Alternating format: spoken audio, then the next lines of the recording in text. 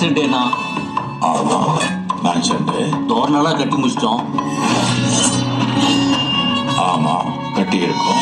எல்லாருக்கும் விருந்துக்கு பிரியாணியும் ரெடி பண்ணிட்டு இருக்கோம். சரி, அதுக்கு என்ன இருக்கும்? பசங்க விருந்துக்கு முன்னாடி கொஞ்சம் மருந்து குடிச்சா இன்னைக்கு சந்தோஷமா இருக்கலாம்னு நினைக்கிறாங்க. மருந்தா? யாருக்காவது விரும்பலா குமார்? டேய், என்கிட்ட வாங்கி அவ்வளவு பேச்சு பேசுறீங்களா? இப்ப பேசுங்கடா.